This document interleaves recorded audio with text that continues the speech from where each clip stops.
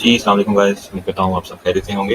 Guys आज की video में मैं आपको स्विट्ज़रलैंड की वर्क वीज़ा की टाइप्स और उसकी जो रिक्वायरमेंट्स हैं उसके बारे में मैं बताऊँगा। स्विट्ज़रलैंड की जो वर्क वीज़ाज़ हैं उसकी 3 टाइप्स हैं, ठीक है? जिसमें एक आपके पास शॉर्ट टर्म आ जाता है, ठीक है?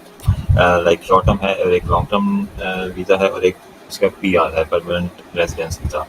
इसमें बेसिकली वीज़ा वहाँ पे वर्क वीज़ा किन लोगों को रिक्वायर्ड होता है जो कि नॉन ईयू हैं या ईएफटीए सिटीजन्स नहीं हैं। ईएफटीए बेसिकली एक इनका 4 कंट्रीज़ का एक ट्रेड फ्री एसोसिएशन है, ठीक है? नॉर्वे, स्विट्ज़रलैंड और 2 कंट्रीज़ और हैं, इसमें आती हैं। तो ये इसमें ये इनका एसोसिएशन है, तो जो उनके नेशनल्स हैं वो भी स्विट्ज़रलैंड में बगैर किसी वर्क वीज़ा के वर्क परमिट के काम कर सकते हैं। तो इसके अलावा अदर दैन जितने भी कंट्रीज़ के लोग हैं उनको वर्क परमिट रिक्वायर्ड होता है वहाँ पे काम करने के लिए। और इसकी रिक्वायरमेंट्स क्या हैं कि आपकी कुछ एक स्किल्ड वर्कर या क्वालिफाइड वर्कर्स हों आप, ठीक है? आपके पास डिग्री होनी चाहिए और इससे रेलिवेंट आपका एक्सपीरियंस होना चाहिए, मिनिमम 5 ईयर्स एक्सपीरियंस आपके पास होना चाहिए।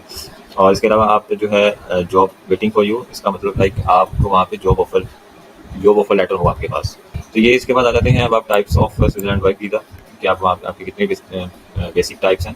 बेसिक टाइप जो है वो 3 टाइप्स ही हैं। इसमें ये आपके एक परमिट एल है, ये बेसिकली एक शॉर्ट लेंथ का आपको वीज़ा है और ये 1 साल के लिए आपको इशू किया जाता है। इस वीज़े में आप जो है अपनी जॉब चेंज नहीं कर सकते। ये बेसिकली कॉन्ट्रैक्ट जो कि एम्प्लॉय के साथ होता है, आप उसके अकॉर्डिंगली इस वीज़े में आप जॉब चेंज नहीं कर सकते और ये आप फर्दर 1 साल के लिए इसको फर्दर एक्सटेंड कर सकते हैं। इसके बाद आ जाता है परमिट बी जो कि एक थोड़ा लॉन्ग टर्म वीज़ा है। इस परमिट में आप जो है इसमें आप दूसरे किसी एम्प्लॉयर्स के पास भी यानी जॉब चेंज कर सकते हैं और ये भी आपको इनिशियली 1 साल के लिए ही इसमें आपको इशू होता है और देन उसके बाद ये आप इसको 10 ईयर्स तक आप इसको जो है कंटिन्यूअस 10 ईयर्स तक आप इसको करवा सकते हैं, रिन्यू करवा सकते हैं और उसके बाद आप एलिजिबल हो जाते हैं जो पीआर के लिए। अगर आप 10 साल इस वीज़े पे रहते हैं स्विट्ज़रलैंड में, देन आप स्विट्ज़रलैंड की पीआर के लिए एलिजिबल हो जाएंगे। तो पीआर जो परमिट सी है वो बेसिकली पीआर ही है, परमानेंट रेजिडेंस वीज़ा।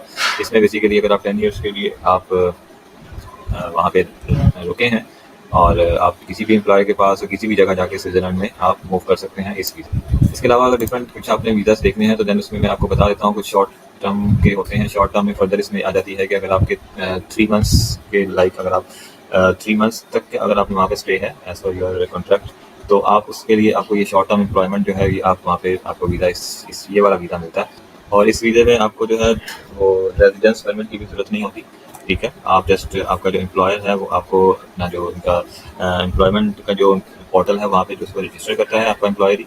अगर आपका कॉन्ट्रैक्ट जो है वो 3 मंथ से ज़्यादा का है देन आपको फिर उसके लिए अपना जो है रेजिडेंस परमिट चाहिए होता है 3 मंथ्स तक, तो आप उसमें कर सकते हैं, ठीक है? अगर 3 मंथ से ज़्यादा है तो देन आपको वो चाहिए होगा। उसके लिए आपको जो डॉक्यूमेंट चाहिए होते हैं आपका पासपोर्ट होता है और जो आपका एम्प्लॉयमेंट सर्टिफिकेट होता है वो चाहिए होगा आपको।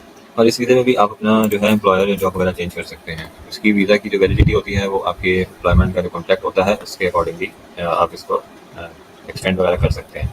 इसके बाद आ जाता है self employment. Self employment basically like just like एक जॉब सीकर वीज़ा टाइप है, ठीक है? इसमें आप वहाँ पे जाते हैं और इसमें आपको अगर आप फ्रीलांस या कुछ इस तरह का काम करते हैं कि लाइक आपको ऑनलाइन अर्निंग वगैरह या आप खुद अर्न कर रहे हैं, तो देन उसके लिए इस बेस पे आप ये वाला वीज़ा जो है ये अप्लाई कर सकते हैं। इसमें आपको रेजिडेंस परमिट के लिए अप्लाई कर सकते हैं और इसके लिए आपको जो है वो आपका पासपोर्ट और आपके जो बैंक स्टेटमेंट्स वगैरह जो हैं फाइनेंशियल रिकॉर्ड्स होते हैं वो आपको चाहिए होंगे।